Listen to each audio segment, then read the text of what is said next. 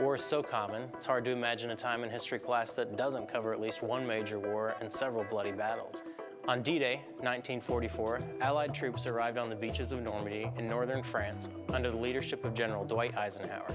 He led a strategic attack against Hitler's army, which had occupied the country for the past 4 years. The battle was ruthless, and it was bloody, but ultimately it led to the turning point in World War II against Hitler's army. Now this fierce fight, which came at such a high cost of life, was itself a part of something much bigger, something much worse. Wars are fought for many reasons, many of them complex.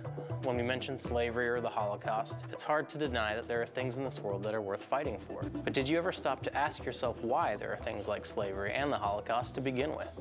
The fact that war has always been a part of our lives, the fact that even now you can turn on the news and see soldiers carrying coffins and mothers crying, says something about our world, and it says something about us. There really doesn't seem to be a word better suited to capture these horrors than evil. There really doesn't seem to be any other word in our vocabulary to describe the destruction of an entire race or the enslavement of another human being based on nothing more than the color of their skin. These things are evil, plain and simple. The idea that there's evil in the world and the idea that we as human beings are evil continues to ignite fierce disagreement. And yet, what other conclusions can we draw from instances of evil like the Holocaust, ethnic cleansing, slavery, rape, murder? Has it always been like this? What we're talking about here is often called the problem of evil. It's something that has caused debate across the centuries, and different worldviews come at it in different ways. Why is all this a problem? Why do people hurt one another? And if you believe there's a God, why does he allow all this pain and suffering? You see, the problem of evil is something that touches our lives daily. Something that doesn't just confuse us, but something that hurts us deeply.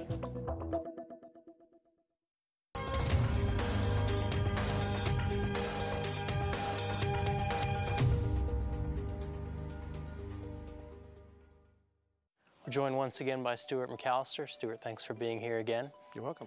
Stuart, we've been talking about the problem of evil. We've referenced the Civil War and World War II, just giving kind of some images of the examples of evil, the causes for war, and things we see in the headlines, all that sort of thing. But how would you define evil? How can we wrap our minds around it aside from just giving an example? Well, I think we all struggle with a definition of evil. Is evil a metaphysical power? Is it a broken, disordered universe? Is it driven by beings who are intelligent and alive and so forth? And I would say it's kind of some of all of the above. In the Christian view of reality, we talk about the nature that there are satanic powers. There's an evil force, and forces, if you like, in the universe. But when other systems come at this, say for instance Islam. Islam would just basically say that God is, Allah is absolutely supreme. So he reigns and covers over everything. So anything that happens is a question of his will, inshallah. It's all Allah's will, good, bad, and ultimate justice will be sorted out at the end of time according to the 5 pillars. Well, that's one way of looking at it. If I was born in a Hindu home, someone might say, well, I'm on my karmic destiny. So am I honoring my path either by yoga or by worship, by devotion or by knowledge, trying to break this cycle of my destiny to get free from this cycle? But, you know, evil as such is, again, it's an illusion. That's not really the issue. So suffering is, again, to me, it's trivialized, or it's not taken very, very seriously. In the Christian view of reality, or let's take the atheist view, if we have that we are basically random forces plus time plus chance, then anything that happens is just a result of biology or sociology or economics or law or whatever. It's all natural forces working in a universe of cause and effect, something like that. But in Christianity, we said we accept that there are laws. We accept that laws can be broken, but we also accept that there is something broken in reality itself.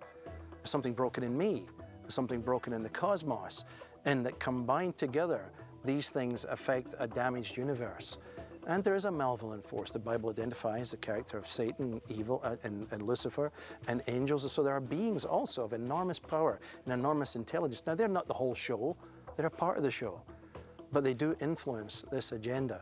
So we have external factors, you have internal factors, and evil conveys and covers a very, very big bucket of things, in a sense. Explaining or trying to explain evil is one thing, recognizing it is another. What I consider to be evil, someone on the other side of the world may not. Why is that the case?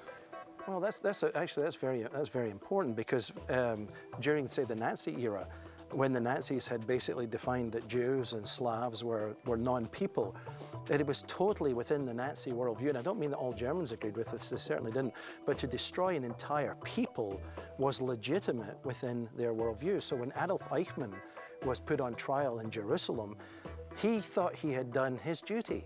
He was a good soldier. He followed the laws of his state. These were laws that were passed in Nuremberg in 1935.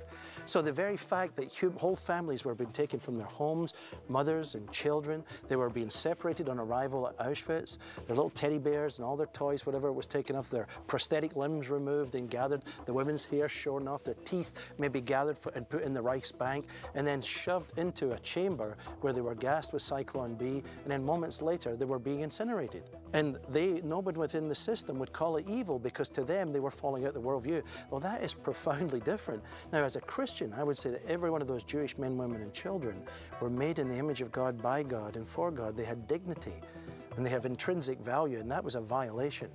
So, ideas of consequences, and as you said, naming evil and recognizing it are two different things. What a person names after the Second World War, many of these people were put on trial because of an evil that their laws allowed, but their laws were then subject to higher law.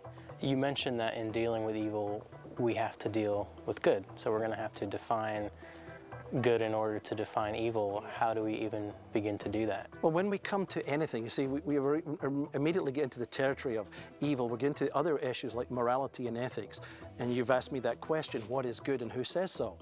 And particularly with younger people today, and this generation that has been shaped a lot by the influence of the media, by the influence of psychology, and by the influence of individualism, many people feel that good is what I say so, or good is what I feel. Well, I remember years ago the old rock and roll singer Barry McGuire.